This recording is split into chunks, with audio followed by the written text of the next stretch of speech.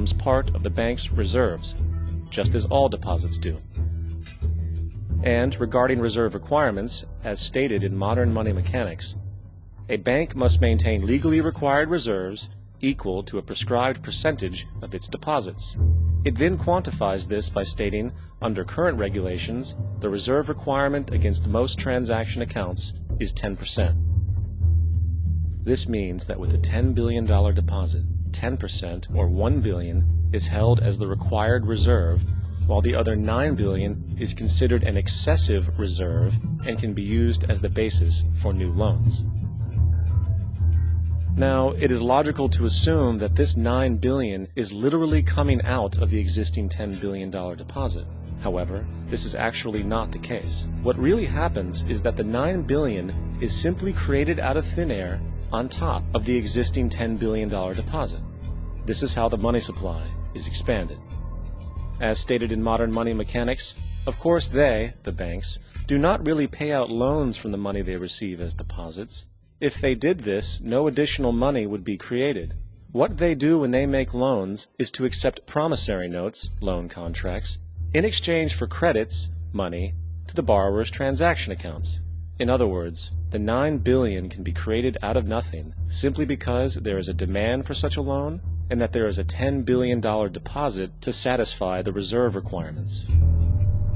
Now, let's assume that somebody walks into this bank and borrows the newly available $9 billion. They will then most likely take that money and deposit it into their own bank account. The process then repeats, for that deposit becomes part of the bank's reserves. 10% is isolated, and in turn 90% of the $9 billion, or $8.1 billion, is now available as newly created money for more loans. And, of course, that 8.1 can be loaned out and redeposited, creating an additional 7.2 billion, to 6.5 billion, to 5.9 billion, etc. This deposit money creation loan cycle can technically go on to infinity. The average mathematical result is that about $90 billion can be created on top of the original 10 billion. In other words, for every deposit that ever occurs in the banking system, about 9 times that amount can be created out of thin air. Money jitters? Ask the obliging Bank of America for a jar of soothing instant money, M-O-N-E-Y, in the form of a convenient personal loan.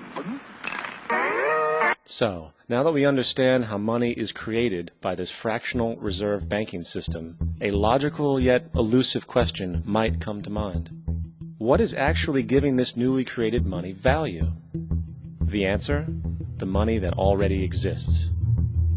The new money essentially steals value from the existing money supply. For the total pool of money is being increased irrespective to demand for goods and services. And as supply and demand finds equilibrium, prices rise, diminishing the purchasing power of each individual dollar. This is generally referred to as inflation, and inflation is essentially a hidden tax on the public. What is the advice that you generally get? And that is, inflate the currency. They don't say debase the currency. They don't say devalue the currency. They don't say cheat the people who are saved. They say lower the interest rates. The real deception is when we distort the value of money. When we create money out of thin air, we have no savings, and yet there's so-called capital. So my question boils down to this: how in the world can we expect to solve the problems of inflation, that is, the increase in the supply of money, with more inflation? Of course, it can't. The fractional reserve system of monetary expansion is inherently inflationary. For the act of expanding the money supply, without there being a proportional expansion of goods and services in the economy, will always debase a currency. In fact, a quick glance at the historical values of the US dollar versus the money supply reflects this point definitively, for the inverse relationship is obvious. $1 in 1913 required $21.60 in 2007 to match value. That is a 96% devaluation since the Federal Reserve came into existence. Now, if this reality of inherent and perpetual inflation seems absurd and economically self-defeating, hold that thought, for absurdity is an understatement in regard to how our financial system really operates.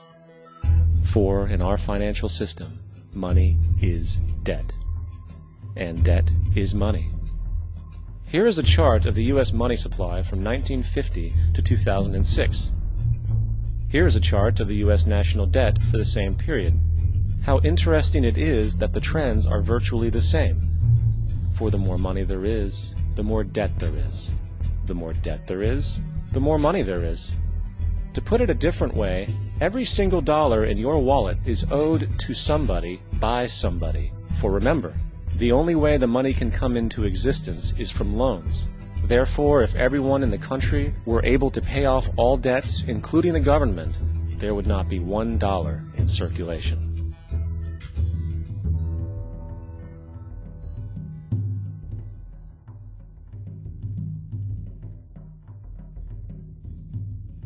In fact, the last time in American history the national debt was completely paid off was in 1835 after President Andrew Jackson shut down the central bank that preceded the Federal Reserve.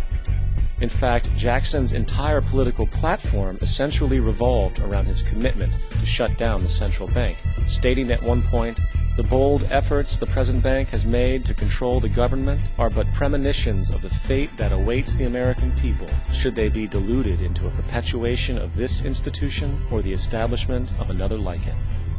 Unfortunately, his message was short-lived, and the international bankers succeeded to install another central bank in 1913, the Federal Reserve. And as long as this institution exists, perpetual debt is guaranteed.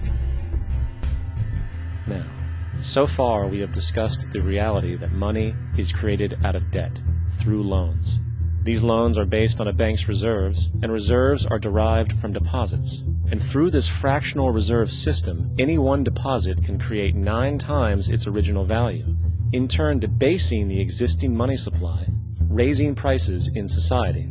And since all this money is created out of debt and circulated randomly through commerce, people become detached from their original debt, and a disequilibrium exists, where people are forced to compete for labor in order to pull enough money out of the money supply to cover their costs of living. As dysfunctional and backwards as all of this might seem, there is still one thing we have omitted from this equation.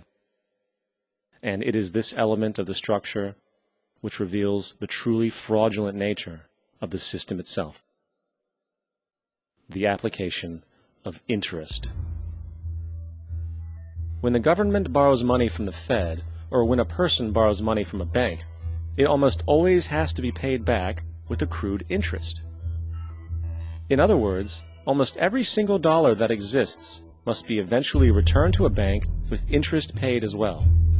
But if all money is borrowed from the central bank and is expanded by commercial banks through loans, only what would be referred to as the principal is being created in the money supply. So then, where is the money to cover all of the interest that is charged? Nowhere. It doesn't exist. The ramifications of this are staggering, for the amount of money owed back to the banks will always exceed the amount of money that is available in circulation. This is why inflation is a constant in the economy, for new money is always needed to help cover the perpetual deficit built into the system, caused by the need to pay the interest. What this also means is that mathematically, defaults and bankruptcy are literally built into the system, and there will always be poor pockets of society that get the short end of the stick. An analogy would be a game of musical chairs, for once the music stops, somebody is left out to dry. And that's the point. It invariably transfers true wealth from the individual to the banks. For if you are unable to pay for your mortgage, they will take your property. This is particularly enraging when you realize that not only is such a default inevitable due to the fractional reserve practice, but also because of the fact that the money that the bank loaned to you didn't even legally exist in the first place. In 1969, there was a Minnesota court case involving a man named Jerome Daly, who was challenging the foreclosure of his home by